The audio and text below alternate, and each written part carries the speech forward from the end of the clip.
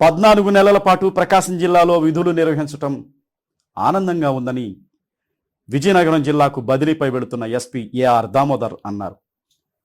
ప్రకాశం జిల్లాలో నేర నియంత్రణలో పోలీసు యంత్రాంగం తనకు సంపూర్ణ సహకారం అందించిందని, మీ ప్రేమాభిమానాలు మర్చిపోలేనని ఆయన అన్నారు.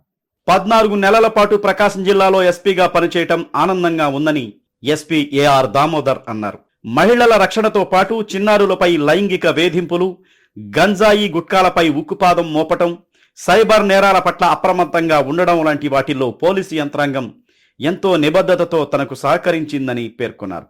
ప్రకాశం జిల్లాలో పనిచేసిన కాలంలో జరిగిన అనేక నేరాల నియంత్రణలో పటిష్టంగా పనిచేయటం గర్వంగా ఉందని అన్నారు. పోలీసు కళ్యాణ మండపంలో జరిగిన కార్యక్రమంలో admin SP K Nageswara Rao, ARSP Kolluru Nageswara Rao, ARSP Kolluru Srinivasa Rao, DSP Rayapati Srinivasa Rao, Sai Eswar Yeswanth, Ramanaiah Kumar, Hazarathaiah తదితరులు పాల్గొన్నారు. వీరితో పాటు ఒంగోలు ప్రముఖులు మండవ మురళీకృష్ణ తదితరులు ఎస్పీని ఘనంగా సత్కరించారు. ఎక్కువ ఇంపార్టెన్స్ ఇచ్చి వాళ్ళని కూర్చోబెట్టి మాట్లాడి బాగా వాళ్ళ ప్రాబ్లం మళ్ళీ కన్సర్న్ ఆఫీసర్స్తో మాట్లాడి నేను చెప్పానని చెప్పు అని చెప్పేసి మళ్ళీ ఆ పిటిషన్ ఏమైందని చెప్పేసి 2-3 డేస్ ఆగిన తర్వాత కూడా అడిగేవారు సార్.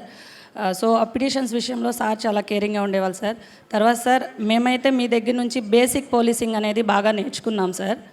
తర్వాత సార్ విజిటింగ్ వచ్చినప్పుడు, పిఎస్ విజిటింగ్ వచ్చినప్పుడు ఫస్ట్ చూసే విషయం అంటూ ఉందంటే అది ఉమెన్కి సంబంధించి వాళ్ళ రెస్ట్ రూమ్స్ ఎలా ఉన్నాయి అనేది కంపల్సరీగా చూశారు సార్. మీరు వచ్చిన తర్వాత ఆల్మోస్ట్ అన్ని పోలీస్ స్టేషన్స్లో మా ఉమెన్ స్టాఫ్ కంటూ ఒక అలాటెడ్గా రెస్ట్ రూమ్స్ అనేవి అన్నీ కొత్తగా ఏర్పాటు చేయడం జరిగింది సార్. Thank you sir. తర్వాత మా ఉమెన్ స్టాఫ్కి వాళ్ళ బర్త్డేకి కానీ మ్యారేజ్ యానివర్సరీకి కానీ వాళ్ళకంటూ పర్సనల్ నీడ్ ఉన్నప్పుడు 1 or 2 days అనేది అఫీషియల్గా ఆల్ ఎస్హెచ్ఓస్కి చెప్పి మాకంటూ కేటాయించారు సార్. మా ఉమెన్ స్టాఫ్ అందరి తరపు నుంచి మీకు థ్యాంక్ యూ సార్. ఏదన్నా మాట్లాడాల్సిన సందర్భం ఏదైనా ఎదురైతే నలుగురిలో మాట్లాడినప్పుడు తర్వాత ఇండివిజువల్ కూడా ఫోన్ చేసేసి ఈ విషయంలో ఇలా ఉండాలని చెప్పి గైడ్ చేస్తూ ఉండేవాడు. అదే కాకుండా మన ఒంగోలు పట్టణంలో అంటే నేను సుమారు 14 సంవత్సరాల నుంచి మన ప్రకాశం జిల్లాలో ఉన్నాను. ఏ రోజు కూడా పోలీస్ ఒంటి మీద యూనిఫామ్ ఉండేదే కానీ చేతిలో లాఠీ ఉండేది కాదు. సార్ వచ్చిన తర్వాత ఓపెన్గా చెప్పేవాడు, లాఠీ పట్టగలిగినవాడు మాత్రమే పోలీసు, పట్టడమే కాకుండా మీరు దాన్ని వాడటం కూడా నేర్చుకోవాలి, అలాగా చేయలేకపోతే కనుక మనం ఎప్పుడు కూడాను డమ్మీలుగా ఉన్నట్టని చెప్పేసి ఏ రోజుగా రోజు మోటివేట్ చేసి ఓపెన్ ఛాలెంజెస్తో మా అందరినీ మోటివేట్ చేయడమే కాకుండాను మన ప్రకాశం జిల్లాలో చిన్న ఇష్యూ కూడాను జరగకుండా ఎంతో గత 4-5 నెలల నుంచి అయితే మాత్రం చాలా మమ్మల్ని అందరినీ కూడాను మోటివేట్ చేస్తూ ఎటువంటి ఇష్యూస్ లేకుండా చేయగలిగారు. అలానే సార్ విషయంలో కనుక అంతకుముందు మనం చెప్పుకోగలిగితే మన ప్రకాశం జిల్లాలో ఒక 2-3 ఎస్పీ సార్లు చెప్పుకునేవాళ్ళం. దానిలో ప్రమోద్ సార్ అనేవాడు, వెల్ఫేర్ పాయింట్ ఆఫ్ వ్యూలో చూసుకుంటే ప్రమోద్ సార్ అనేవాళ్ళు, తర్వాత టెక్నాలజీ పాయింట్ ఆఫ్ వ్యూలో మన సిద్ధార్థ కౌశల్ సార్ ఉండేవాళ్ళు. ఈ రెండింటిని కూడా కలగలిపితే అటు వెల్ఫేర్లోనూ టెక్నాలజీ డెవలప్మెంట్లో కూడాను మన సారే మనందరికి కూడాను తీసుకొచ్చారు. బాబు అది కాదురా నాయన, your strength is not your strength, it is strength of your unit officer అని చెప్పేసి అన్నారు. యాక్చువల్గా ఆ రోజు నాకు అర్థం కాలేదు అది, కానీ మనకు ఈ గడిచిన సంవత్సర కాలంలో చూశాను అది వాస్తవం అని చెప్పేసి.